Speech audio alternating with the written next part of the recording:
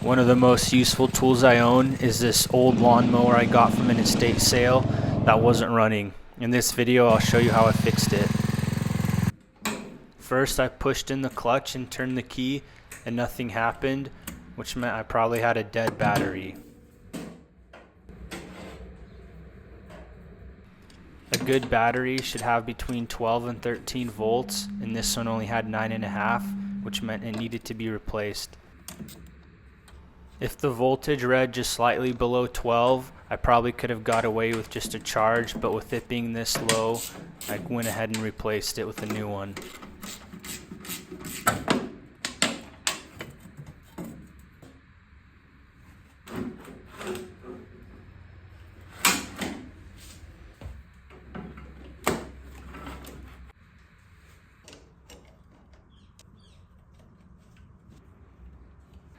I tested the new battery and got 12.64 volts, which is right where it needs to be.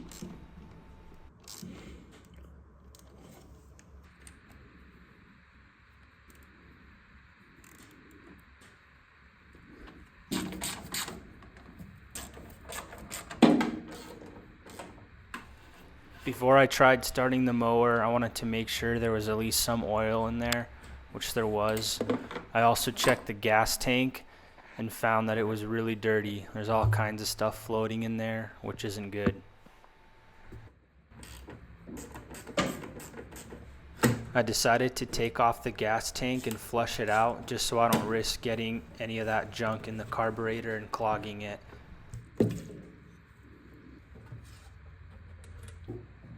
And here I'm just trying to flush it out with some fresh gas.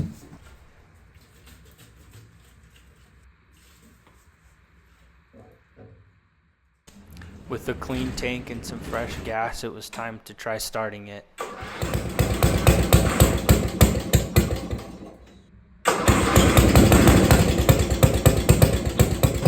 The mower started and idled fine, but I ran into an issue and I would increase the throttle.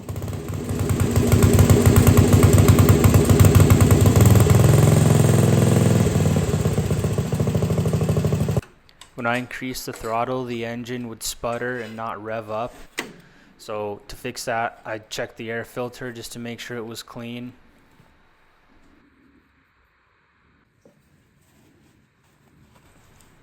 It wasn't too bad, but I went ahead and cleaned it anyway, just because I already had it open.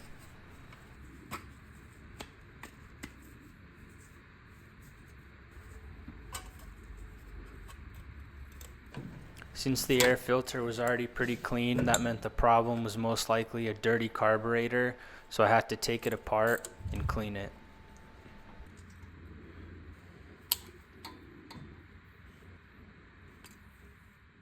I started by cleaning the outside of the carburetor to make sure no dirt gets on the inside. And the concept of cleaning a carburetor is the same no matter which one you have.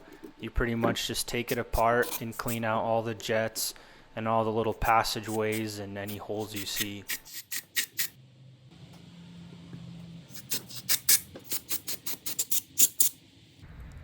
Just make sure you keep track of how far these adjustment screws were screwed in to start with. That way when you put the carb back together, you know how far to screw them in.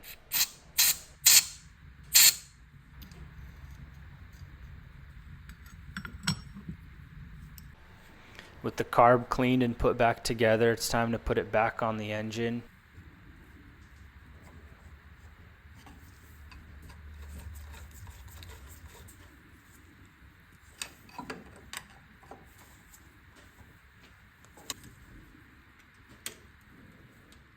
And here I'm just attaching the carb, making sure everything was the way it was, putting back the fuel lines and the choke and throttle cables.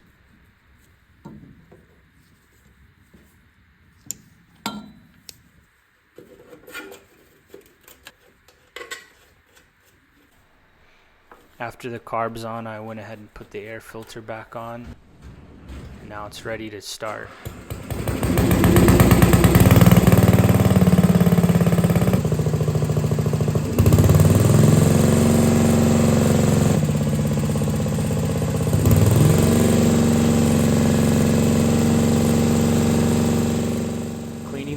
operator fixed the sputtering issue at high idle, and now it runs perfectly.